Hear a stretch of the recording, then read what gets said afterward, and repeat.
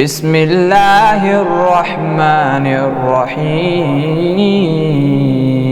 السلام علیکم ورحمۃ اللہ۔ الحمدللہ وکفی وسلام علی عبادہ الذین اصطفی۔ اعوذ باللہ من الشیطان الرجیم، بسم اللہ الرحمن الرحیم۔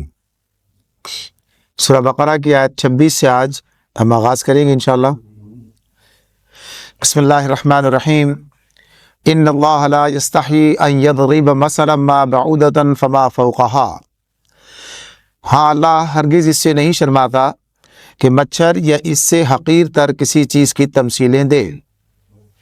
فَأَمَّا الَّذِينَ آمَنُوا، جو لوگ ایمان لانے والے ہیں، فَيَعْلَمُونَ أَنَّهُ الْحَقُّ مِن رَبِّهِمْ، وہ انہی تمثیلوں کو دیکھ کر جان لیتے ہیں کہ یہ حق ہے جو ان کے رب کی طرف سے آیا ہے۔ وَأَمَّا الَّذِينَ كَفَرُوا، اور جو ماننے والے نہیں ہیں، یعنی جنہوں نے انکار کا فیصلہ کر لیا ہے، فَيَقُولُونَ مَاذَا أَرَادَ اللَّهُ بِهَذَا مَثَلًا، تو وہ یہ سن کر کہنے لگتے ہیں، ان تمثیلوں کو سن کر کہنے لگتے ہیں کہ ایسی تمثیلوں سے اللہ کو کیا سروکار۔ یضل بہ کثیرا ویہدی بہ کثیرا، اس طرح اللہ ایک ہی بات سے بہتوں کو گمراہی میں مبتلا کر دیتا ہے اور بہتوں کو راہ راست دکھا دیتا ہے۔ وما یضل بہ الا الفاسقین، اور وہ گمراہ نہیں کرتا مگر صرف انہی لوگوں کو جو فاسق ہیں۔ اس مقام پر اللہ تعالیٰ نے یہ بات بیان کر دی ہے کہ ایک ہی چیز سے کچھ لوگ ہدایت پاتے ہیں اور کچھ لوگ گمراہ ہو جاتے ہیں۔ یہ مسئلہ ایک گمراہی اور ہدایت حاصل کرنے کا، ہدایت پانا یا گمراہی میں پڑ جانا، اس کا تعلق ان مثالوں سے نہیں ہے بلکہ انسان کی اپنی کیفیات سے ہے۔ جو صحیح الفکر انسان ہے وہ انہی باتوں سے صحیح سبق حاصل کر لیتے ہیں، اور جن کی عقل میں فتور ہے یا جن کے کردار میں، ان کی شخصیت میں جھول ہے، تو وہ اسی سے گمراہی اخذ کر لیتے ہیں۔ تو اللہ رب العالمین نے یہ بات بتائی کہ کون لوگ گمراہ ہوتے ہیں۔ قرآن مجید کے آیات کو پڑھ لینے کے بعد ہدایت پانے کے بجائے تو ان کے لیے بتایا کہ وہ لوگ جو کہ فاسق ہیں۔ وما یضل بہ الا الفاسقین، اس سے صرف وہی لوگ گمراہ ہوتے ہیں جو فاسق ہیں، اور فاسق کا مطلب ہوتا ہے نافرمان، اطاعت کی حد سے نکل جانے والا۔ یعنی اسلام جب اس اصطلاح کو استعمال کرتا ہے، اس کا مطلب یہ ہوتا ہے کہ اللہ تعالیٰ کا نافرمان اور اللہ تعالیٰ کی مقرر کردہ حدوں سے نکل جانے والا۔ اس مقام پر اللہ تعالیٰ آگے فرماتے ہیں فاسق کی تعریف میں، الذین ینقضون عہد اللہ من بعد میثاقہ، یعنی کون فاسق لوگ ہیں، کن کی بات ہو رہی ہے، ان کی پہچان کیا ہے یا ان کے کردار کی جو خوبیاں یا خامیاں کیا ہیں۔ تو اللہ تعالیٰ فرماتے ہیں ان کا معاملہ یہ ہے کہ وہ اللہ کے ساتھ اپنے عہد کو مضبوط باندھنے کے بعد توڑ دیتے ہیں۔ یہ ان کے کردار کا ایک نقص ہے جو اللہ نے بیان کیا۔ دوسری بات کیا بتائی، وَيَقْطَعُونَ مَا أَمَرَ اللَّهُ بِهِ أَن يُوصَلَ، کہ جن چیزوں کو، جن رشتوں کو اللہ نے جوڑنے کا حکم دیا ہے اسے کاٹتے ہیں۔ وَيُفْسِدُونَ فِي الْأَرْضِ، اور زمین میں فساد پھیلاتے ہیں۔ أُولَٰئِكَ هُمُ الْخَاسِرُونَ، یہی لوگ خسارہ پانے والے ہیں۔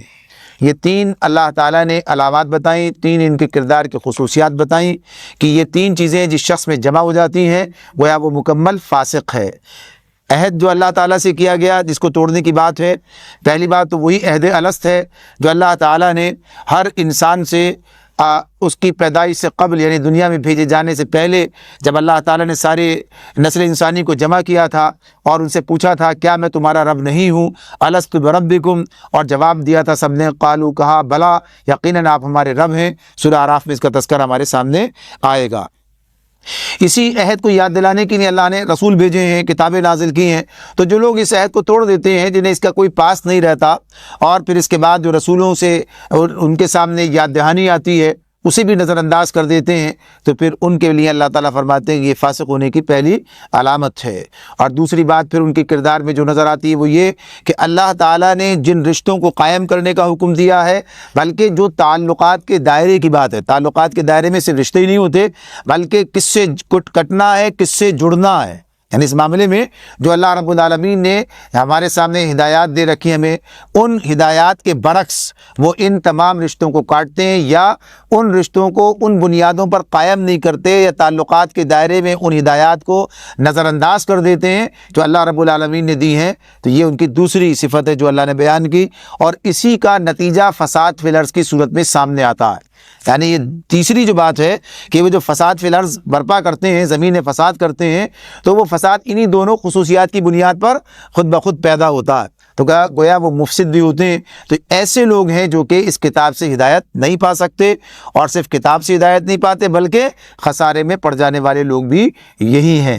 اب اگر کوئی شخص یہ کہتا ہے کہ کوئی بھی انسان، عام انسان کتاب سے، قرآن مجید سے ہدایت نہیں پا سکتا، تو وہ اس کے خلاف بات ہے۔ یعنی صرف وہی اللہ تعالیٰ نے بتایا وہی شخص ہدایت نہیں پائے گا جو ان امور پر، یعنی جو ان کے اندر یہ چیزیں موجود ہوں گی، یعنی جو لوگ فاسق ہوں گے وہی اس کتاب ہدایت سے ہدایت پانے سے محروم رہیں گے۔ باقی رہا وہ شخص جو کہ نیک نیتی کے ساتھ اللہ تعالیٰ سے ہدایت حاصل کرنے کی غرض سے اس کتاب، اللہ تعالیٰ سے اس دعا کے ساتھ یا اس گویا کہیے کہ توفیق کی طلبی کے ساتھ کتاب کی طرف رجوع کرتا ہے کہ اسے ہدایت ملے، تو یقیناً اللہ تعالیٰ اس کتاب ہدایت سے اسے ہدایت عطا فرماتا ہے۔ اور قرآن مجید میں اللہ تعالیٰ نے اس بات کو بار بار بتکرار بیان کیا ہے کہ ہم نے اس قرآن کو نصیحت حاصل کرنے کے لیے آسان کر دیا ہے۔ اب ہے کوئی نصیحت قبول کرنے والا؟ سورہ قمر میں اللہ نے اس کو بار بار دہرایا ہے، تو یہاں پر یہ بات واضح کر دی گئی۔